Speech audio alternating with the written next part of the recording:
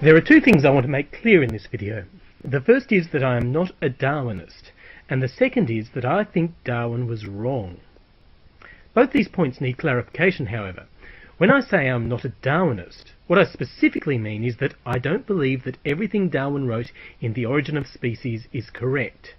And when I say I think that Darwin was wrong, I mean that while I agree with many of his conclusions as to the mechanisms of evolution and their consequences, there is at least one point on which he is unambiguously wrong. Well, those two claims are disappointingly pedestrian now that I've explained them. So, why am I quibbling with Darwin? Well, because one of the tactics that I've noticed from creationists recently is the argument that believing in Darwin is just like a religious belief.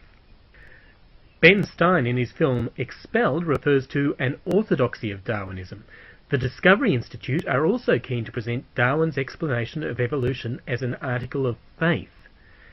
Despite this attempt to portray the theory of evolution as rigid dogma, for anyone who works as a scientist, this approach is patently untrue. To demonstrate this, let us first look at Sir Isaac Newton. Newton was perhaps the world's foremost mind at a time when science was beginning to realize its full potential. He developed calculus, provided a theory of gravity which explained planetary motion, and also appears to have been a rather unpleasant person. Now, let us consider his laws of motion, specifically his second law, which is still taught in schools today as F equals ma. Now, this works pretty well for anyone travelling at relative speeds less than that of, say, a supersonic jet. However, once the speed of light starts getting close, relativistic effects start to play a significant role, and a more complex law has to be applied.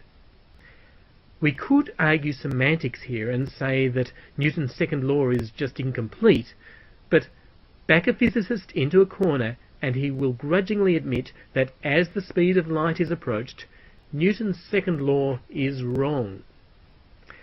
This, of course, does not damage the reputation of Sir Isaac Newton. His theories become modified, but are still accepted as the correct foundation, even though it is wrong in detail.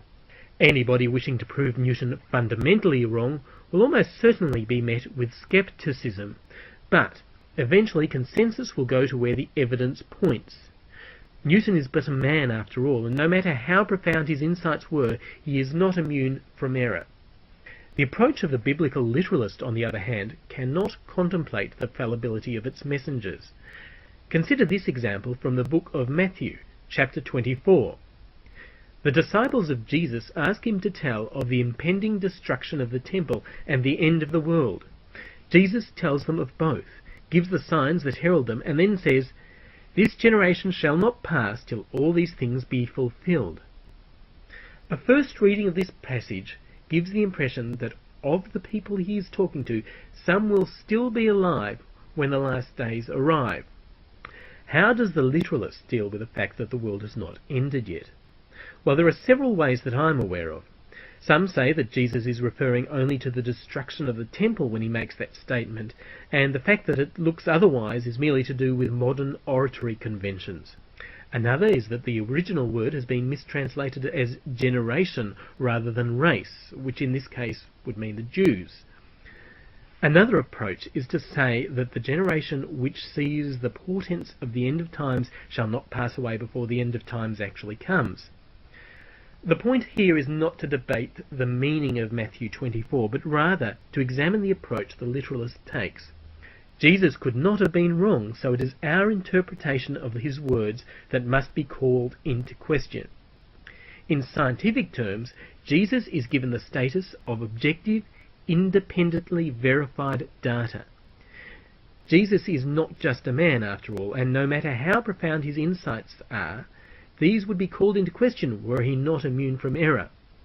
These two different approaches typify the difference between the scientific method and a dogmatic approach to religion.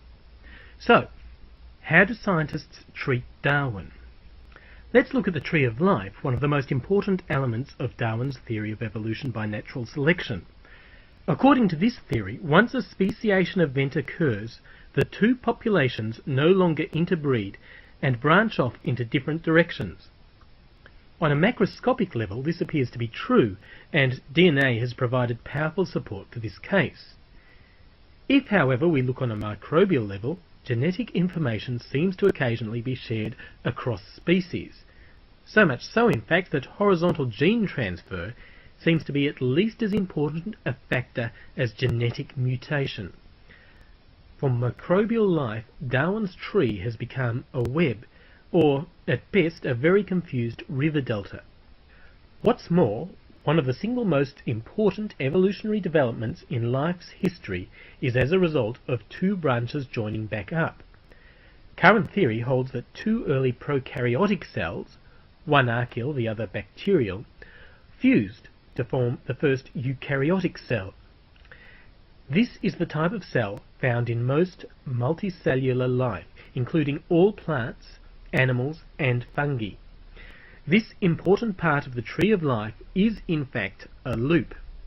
On top of this, there is also evidence of occasional horizontal gene transfer in the animal kingdom, although this is quite rare, but there is some really interesting research being done in the roles viruses play in this. So, Darwin was wrong. Does this mean that Darwinian evolution is dead? No more so than Newtonian physics. Some of the details may have been altered and some generalizations may have been exposed as oversimplistic, but the guiding ideas remained and are in fact stronger than ever after more than a century of corroborative evidence.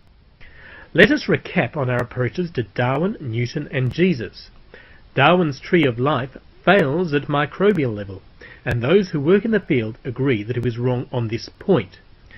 Newton's laws of motion fail as they approach the speed of light, and again, physicists agree that Newton was wrong in these cases.